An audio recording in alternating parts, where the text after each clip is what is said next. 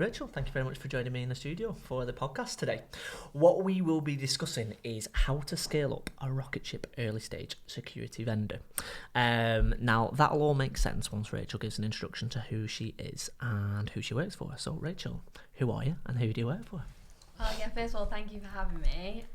So I am Rachel, as you said. I work for a company called CultureAI. We are a Series A cybersecurity vendor, but we specialise in human cyber risk. So we're all about how employees cause breaches and psychology behaviour behind that. So we aim to monitor, reduce and fix human cyber risks for companies. Okay, cool. So we'll get definitely into the nuts and bolts of CultureAI in a few minutes, but take me back then to where it started, Rachel. So take me back to when you started in recruitment. Where and when was that? So it was too long to think about now. I think it was around 4.5 years ago. I wanted to actually move to Manchester because I'm originally from Swansea and there are not too many job opportunities down there. Started looking for recruitment jobs because I think I'm known to be quite sociable. I like talking to people, so I thought it seemed like a good fit at the time. So I actually started at a company called Finley James, which recruits solely for software startups, exactly like CultureAI, but we would do any verticals. So I did that for around 2.5 years. I think I got I was really happy there. I did really well, but I think I got to the stage where it was getting a little bit repetitive for me, and I thought I wanted to expand my skill sets further. So I wasn't actively looking, but kind of was open to suggestions for one there. And I actually got approached by CultureAI, and I always said if I was to move, then I would move for a cybersecurity company, just because I'd rather work for a need to have rather than a nice to have, because I think it's really important moving forward. Like, cybersecurity is the future. I see a lot of things moving towards that direction, so I think it's something that's more sustainable in that side. And yeah, I got approached by CultureAI. So I actually looked at what the company did, and being non-technical myself, I find cybersecurity companies, when I look on the pages, I'm not gonna lie, half the time I don't know what they do. It's really hard to understand if you're not from that sort of background. Yeah. And immediately when I looked on CultureAI's background, I was like, I can really see a use case for this. It makes total sense. It's something that's happened to me before. I've definitely, been caught out with phishing emails and stuff like that in the past. Yep. So first of all, that was a huge tick for me, because I was like, a cybersecurity company, I understand. I can really see the use case. I could really easily sell this, because that's really important for me from a talent perspective, is can I sell the product? Because obviously I'm selling it to employees. Yep. Looked into it a bit further, found out they had a Manchester office. I was like, wow, this is really rare, because not many startups nowadays have a Manchester headquarters, let alone an office. So that was really interesting to me. So I thought, I'll have the call, I'll see what it's all about. And I actually, first of all, had a call with our COO, which she was actually an ex-investor. So she invested in CultureAI from a VC background, and then thought it was too good of an opportunity to kind of pass up. So when I had the call with her, I found it fascinating, her background. I think it was a really great buy-in sign as well, the fact that she was an investor and really wanted to move over. And I think as well, having female leadership so early on in a seed funded company is a really good sign to me, that they respect diversity and really want to make sure that everyone feels included. And then off the back of that, I really enjoyed the call, and then ended up having a call with her and our CEO. And I think it was just really inspiring. Our CEO's background, he scaled a company before.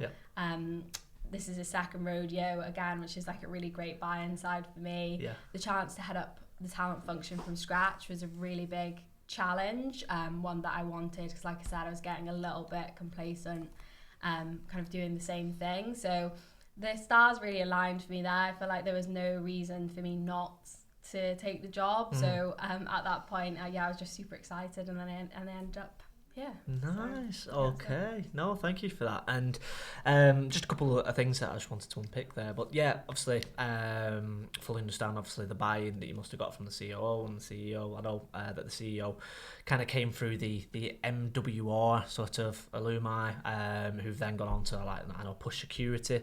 They've got some MWR alumni, and so has Watchtower as well. So the fact that you guys sort of in that, you know, that you guys are sort of scaling up like them. And same with the COO as well, really good indicating, like you say, coming over from the VC side. He's obviously like, okay, this company must be doing some serious things. I actually just wanted to take you back to the actual interaction when you first kind of got approached, because I know that when we first spoke off camera, you were doing really well at Finley James.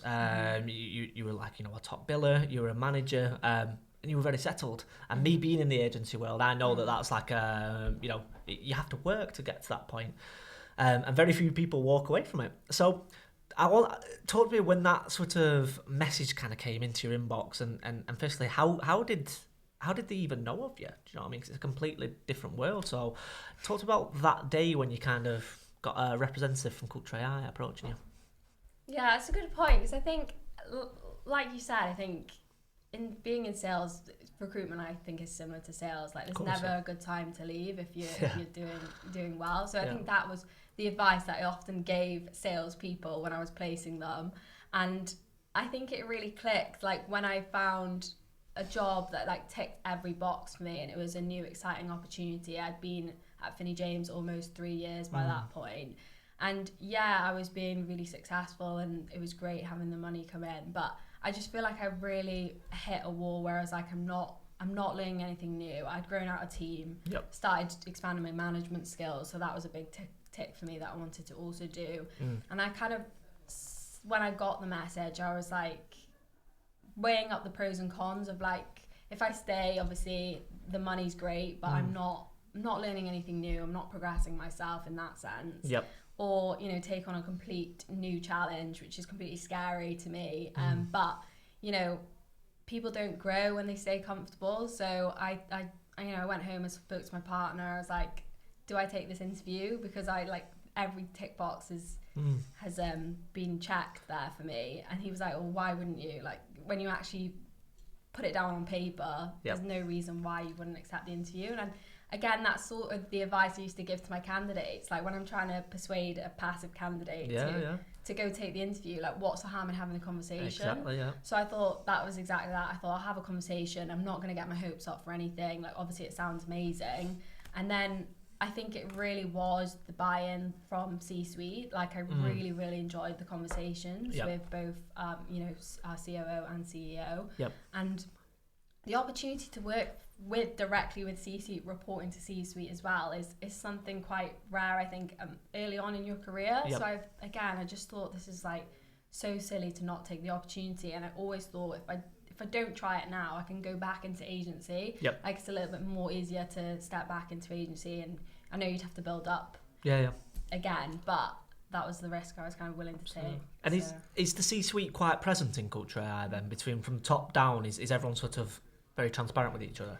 Yeah, I think that's one thing. Like, obviously I can't compare it to other software companies I've not worked before, but just from speaking with other TAs in the space that I'm friendly with, like, CultureAI is very transparent as a company. Like, everyone has direct access to C-suite. They're very, very involved and hands-on. Like, you can just drop them a message on Slack if you have any questions. Like, they will answer. We have a monthly newsletter which basically says our P&L every month. Like, we're really, really transparent, because we don't want any grey lines. I think that's when people start to make assumptions. Sometimes they end up leaving because they think one thing and it's not actually the case. So we do try and be as transparent as possible in order to, you know, keep our culture and maintain the people at CultureAI. So yeah, I like that. So just to fast forward it a little bit then. So you've now signed on the dotted line, and you're walking into CultureAI, and it's all becoming a reality. But at this stage, obviously, you've got the buy-in from the C-suite and you've done your research, but now it's becoming real. Yeah. And this is obviously I partner with early stage vendors across the EMEA, and obviously this is seed stage, so obviously still sort of point to prove, obviously, before you get to that Series A. So point to prove, you're at seed stage now. What you're in the door now and you're having a look around. Tell me about what's going on in your first sort of 12 months then. How much time have we got? The first week was really daunting to me because I thought, I'm reporting into a COO and she's openly admitted to me she's not had experience like working with talent before. Like she's not recruited, well she's recruited but used an agency, so she's not actually done the process herself. So she said like she's really leaning on me to bring my expertise and like how we want to structure basically our talent process from scratch.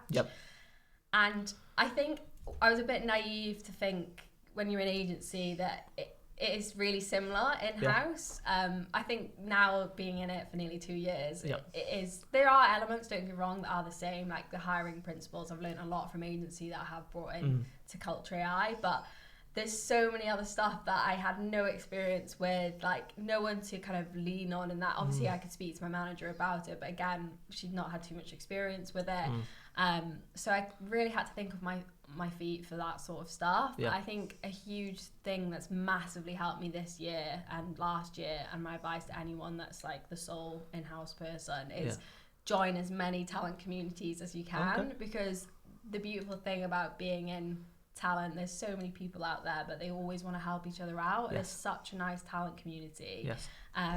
So I just found that really, really helpful. Like I'd just pop a question in the Slack and someone would come back to me instantly with examples of what they'd done, what advice they had for me. And it was just great. I learned so much just from that. I obviously signed up to loads of webinars. Like I did a lot of research myself. Is this webinars on the technology stack, or what's the webinars on? Basically just like being in-house recruiters, so being like head of talent, or how to set up a talent strategy from scratch, like a lot of things like that I would look at. I also signed up to do a course, like luckily CultureAI paid for me to do a course, which was on talent and HR, so that was really, really useful. I learned a lot from there. But majority has just been, you know, trial and error. I think one thing I love about working at CultureAI is that we're not afraid to make mistakes. So I think I felt really empowered, even though I didn't have all the answers, that it's okay, do your research, try. If it doesn't work out, like what have we learned from it, and start again. And I think that's really helped me get the motivation to keep on going, and the belief that I can do it. I think there's a connotation that if you've not done it before, like you're not going to know what you're doing, but you do pick things up quite quickly, and it's absolutely So obviously what you said there is quite key, and I just wanted to sort of bring some more light to it, is don't be afraid to sort of make mistakes, because in the startup world, adaptability is king, and it's never a straightforward path from pre-seed all the way up to IPO and exit. If you think it's going to be plain sailing, then you're going to be in for a shock. It's all about those that can be like, right, okay, cool, the path's changed, where do we go now? Cool. And every single person as part of this rocket ship is doing their own thing, and that amounts to this ride that you're all on, and every single person will have their own little mini journey going on, and it will all impact the end goal, because there's no hiding in a startup, is there is like every single person needs to pull up their sleeves and maybe sometimes do jobs that you don't expect to do, and it's just like, and everyone's accountable, which is the exciting thing as well. It's like, you know, it's completely different to working in massive sort of like you say, your crowd strikes. It's completely different, where you're kind of like in a nice way of saying it, I can't think of anything else, but you're in your own box and you specialise purely in that, whereas like in a startup you do a bit of everything. So cool. Okay, so you spent obviously 12 months now sort of scaling up whilst at seed stage. And then obviously, was it July of this year that you guys got a really big milestone in that you got your Series A funding from Passion. And it's like, cool, okay, right, this is a big milestone. We're serious players in the tech awareness space now. What kind of went on in the build up to getting that funding, where it was like, okay, I need to do X, Y, and Z for my job so that we can then essentially get this big milestone? Yeah, there's a lot that goes into it. I think having a company where C-suite is so present, that was tricky, because their time was consumed by making sure that we get the Series A funding as it should be. So we were kind of not that we rely on C-suite so heavily, but it's like a big impact for us because we are still quite a small team. Yep. So it was a lot of having to do a lot of the legwork ourselves and like work out what's best to do from our perspective. For me, it was like making sure that all of our talent data is like completely crisp and up to date, accurate, making sure that we're tracking everything really efficiently, because it's really important when you're going into those board meetings to have all the talent data of what we've hired for this year, how long it's taken us. Diversity and inclusion is huge as well. Yep. Mostly just, again, like fine-tuning all of our strategies to make sure that we're minimizing time as much as we can throughout the whole interview process. So where we can reduce time as much as possible. So it's like going through it all with a fine-tooth comb, basically, and seeing where we can cut that time down. Yep. I think defining our ICP was huge, because even from C to Series A, like our ICP has changed in that time, because when we first started, we weren't too hung up on like people from cybersecurity backgrounds. We kind of wanted someone that, again, was more of a generalist, like you said, that can really wear multiple hats, is agile, autonomous. Don't get me wrong, we still want that now, because that is really important. We still change day by day. But we weren't too bothered about what sort of background they came from. I think now we've moved into much more of a skills-based hiring process. I think we are pivoting to basically only now probably hire from cybersecurity companies. I think we really want to make that transition and become, cybersecurity experts is what we want.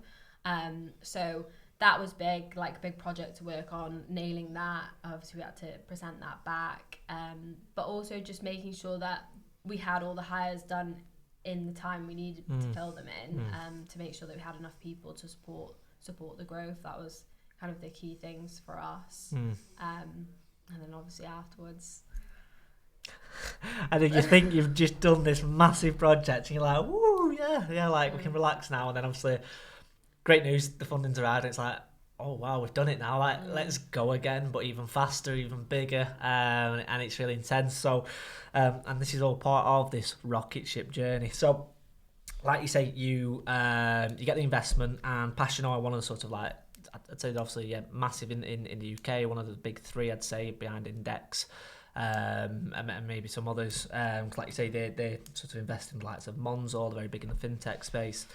And I just want to know, like, how did this impact your role? Because obviously, we're only sort of like even just in the first few months of it. How have you sort of seen the change? Because we're recording this actually on Halloween, so it'll probably go out in the first week of December. This. So how has H2 been for you, and how has your role changed? Just an FYI, Pasha was seed funded. Okay. So we've now got Spadbig and Mercia. Okay, good to know. Yeah, no, that's good to know. Sorry, what was the question? So obviously you are 6 months into the Series A round now. Has your role changed dramatically since whilst you were at Seed, or has it kind of like, it's kind of more of the same but a little bit faster, a little bit bigger? I think when you're the sole TA for a while, you kind of having to do absolutely everything already.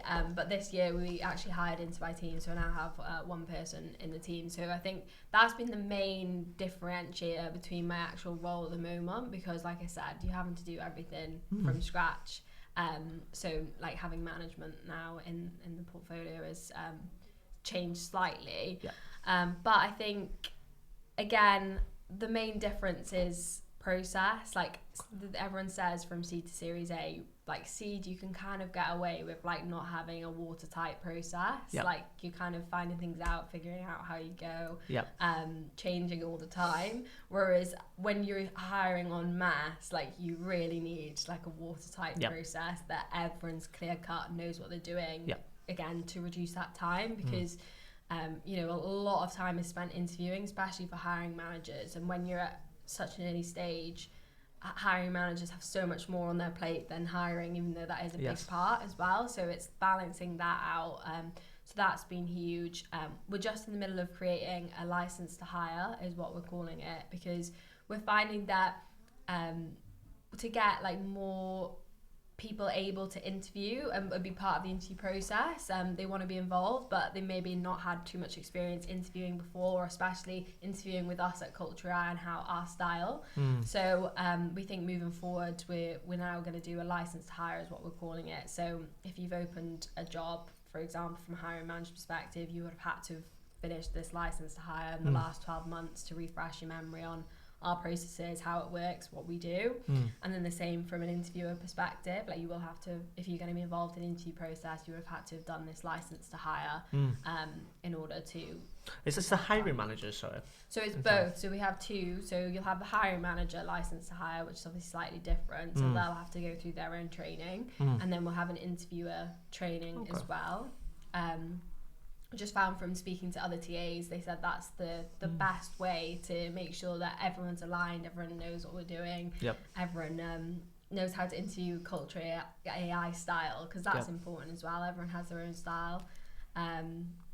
So yeah, that's been a huge project that's taken a lot of time. To roll out. Obviously, like, but it all goes back to the process, and it means that there's synchronicity across the board, and everyone's like, it segues very nicely actually into my next question around how do you actually, whilst growing, how do you prioritise roles? Because you've kind of got to deal with, as well as your own day job, which you're obviously being spread all over the place, you also got to deal with the internal politics of, the head of sales going, I need 3 account execs, to then maybe the head of engineering going, actually, I need 2 software engineers. And you kind of got to deal with, the internal politics, but then also, like you say, putting this licensed hire in there at least starts off, okay, look, we're all on the same team here, we all want the same outcome, and it just needs sort of synchronicity across the board.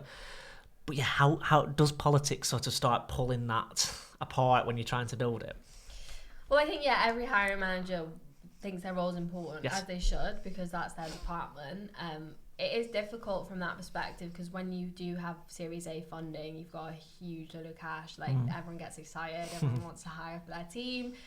So we sat down, we created a Series A org chart. Don't get me wrong, this has changed about 7 times since, because it's really hard to predict, obviously, you span out to 2 years what the hires are going to be. So we first did that.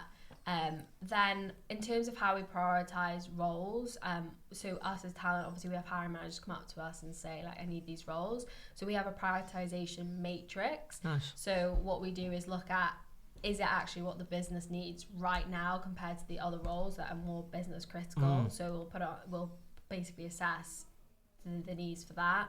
But also then, is it an easy role to fill, in the sense that, there are certain roles that you get great ad response for, and you can basically hire off ad response. So we'll then look at the market data and see, like, is it a role that is easy to recruit for? Is it going to take us a long time? Is it going to require a lot more heavy sourcing? So that plays a big part as well in how we basically prioritize certain roles, because it means that if there was one that you could definitely just use ad response for, we can do that alongside maybe one of the more business critical roles that are harder to fill. So we do it balancing on that, basically. Nice. Does that link to the whole training around this licensed hire, or is that completely different? Because like you say, it's kind of like they have to do this internal reasoning as to why we want to go out to market and do this. Is that part of that, or is that completely separate? No, so that is part of the training as well. So it's about understanding, like, business needs, making sure that like talent have to prioritize obviously what we need at that time. So that's all part of the training, basically getting more of an understanding of how talent work as a function, because also and what they can expect from us. So I'm fully transparent with all of our hiring managers to say, like, they'll say, can you start on this role? I said, no, I can't start it for 3 weeks, just so they're not, I don't take this back and then don't do anything with it for 3 weeks, because then they come to me like, where are the candidates? Nothing's happened. So their license to hire is more of an educational piece in terms of how talent run as a function as well, because I think that's really, really important, because sometimes they don't have awareness of what we do. They don't have an awareness of how long it takes in the market. So it's on us to educate them with that. Absolutely. So we found that's massively helped, and people are understanding as well. So if you say, look, I've got 4 roles on that are taking priority, I can't start yours for another 3 weeks, they're like, yeah, that's fine, thank you. But it's the lack of transparency, I think, sometimes. Absolutely, yeah, and obviously I sort of know that from my role in recruitment, in the sense of like we sometimes can be forgiven, or we can forgive hiring managers for being in their own bubble, because we obviously know the practicalities around recruitment processes, but like, you know, a head of engineering, they've got to deliver on different projects, and they might think, oh, just I just need some software engineers. Well, okay, cool. Well, right now, what we need is kind of like a fast ROI. So that project isn't due to finish until Q3. Right now, we need a little short influx of cash from some AEs that we might need in Q1, Q2. Yeah. Therefore, I need to hire for this first. But absolutely, that can be next. And they'd be like, okay, cool. Didn't realise that. And then you sort of like, you bring in this subjective recruitment model into, okay, what's actually the impact of the business? And to finish off on that point is, I think it's really good in startups, especially like CultureAI, that everyone is learning this way, because it goes back to our point around sort of everyone having to do a little bit of everyone's jobs. By them having to pitch to you and say, like, this is why I need the hire, they're learning commerciality. And if it's the head of engineering who might in 3, 4, 5 years want a role as a CTO, or head of sales who want to move into a CRO role, they're given that commerciality aspect that they might not realise. It's not just like, oh, I need to deliver on projects. How does it impact the wider business? So I kind of understand that model, yeah. We've also actually been doing weekly team spotlights for that very reason. So what we're finding is, as we're hiring en masse, there's people coming in with niche job titles maybe, or like if you're working in a certain department that has no exposure to another department, you might not have a clue what you actually do. And we found that having the weekly team spotlights sheds a light on like everyone's roles and responsibilities, like what they've been getting up to this month, like what their project is.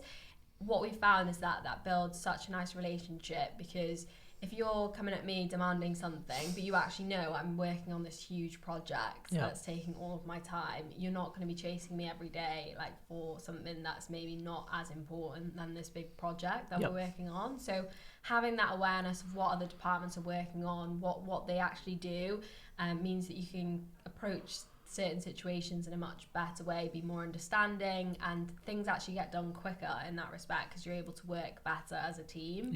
So we found that's been really like influential. Absolutely, yeah. And again, it sort of links to the transparency is key, what we were sort of saying before.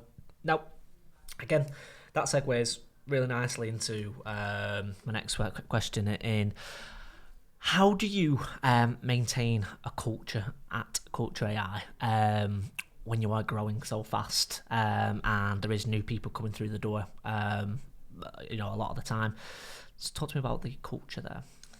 Yeah, I think that's a big topic at the moment, because even our CEO, he was like, almost didn't want to get Series A funding because he was like, I really don't want our culture to change, because we do, I know every company says it, but we do pride ourselves on our culture. And I think everyone just really gets on really well, considering we're a remote business. So I think it helps. Basically, there's multiple things that fall into this, but we give everyone remote contracts, but we also have an office in Manchester and London, and we really want people to have the option to work wherever they feel is best. I think that's really important, because there are certain people that need an office space and really need that separation. There are people that don't want to go to the office. So catering for both, we think is really important. I think that does have a knock-on effect on a culture, because we actually care about how you're working and how you want to work.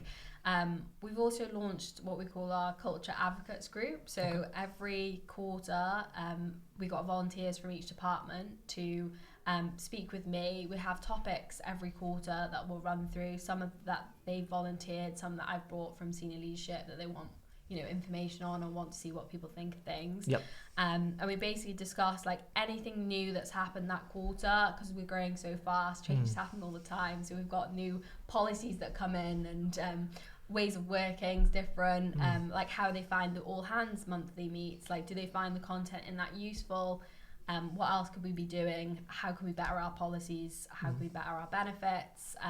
So that's been instrumental, I think, in our culture, because number one, people feel heard, they feel that their opinion's really valid, and they're having a direct impact on our culture, and it also gives C-suite an eye into like actually on the ground how everyone's feeling. So that's been really great. We found that we've we've implemented 3 policies since our last quarter. Like, we've now introduced sabbatical leave. We didn't have that before that. We've now introduced 30 days a year. You can now work anywhere abroad. Okay. Like, loads of stuff that's only just come out the back of that. We wouldn't have introduced. So that was great. And I think our socials, like, I think we're probably one of the only startups that pride ourselves on our socials, even though we are a remote company. We try. Yeah. Sometimes it's a dirty word, isn't it? Like, we're like, oh no, our socials, we'll just neglect that. Why? In this day of age, why? It's so important. We have 6 socials a year, which is quite a lot. It's basically every other month. They're optional, so you don't have to come to them, but the option's there, obviously. And we do really fun stuff, like we go to the Cube, Crystal Maze, like all more like game stuff. We like to do team bonding exercises, and then, you know, go for dinner and drinks afterwards. We have a regular offsite every year that obviously is designed to, you know, set the strategy for the year, what the plans are, which is great, but more so about, again, meeting your colleagues, building relationships, so that really fosters a nice relationship inside work. So we've literally just come back from our trip from Lisbon, which was amazing. Nice. Last year we went to Marbella. So yeah, it is a really fun culture to be in. Absolutely. No, that's really cool stuff. So what is what's the plan then for you guys in terms of like the next 2-3 years? And I know that even if I ask you this question in 3 months' time, you probably will have a different answer. But right now, what's sort of the aim in the next 3 years for CultureAI? Yeah, I think it's difficult because, like I said, it will change day by day. But I think we do want to be the #1 human risk management company. Obviously, we want to continue to stop hundreds of thousands of human cyber risks. We really would like to become like a $1 billion company that scales globally. Like, right now, we obviously sell globally, but we only have offices in the UK. We would like to start to expand, you know, next year into the US. It's a really big market for us, so we're hoping to expand our employees out there as well. So that'll be huge. And I think, just carry on, you know, being #1 human risk management company and scaling, and eventually I think exiting hopefully is where we'd like to get to. Perfect, cool. And with that, we've pretty much round to our time. So Rachel, thank you very much for joining me in the studio. If anybody has any questions for Rachel or wants to learn more about CultureAI, and obviously the team are growing at the moment, I'll be sure to put all the information in the bio below. But once again, thanks for coming on the podcast. Thank you.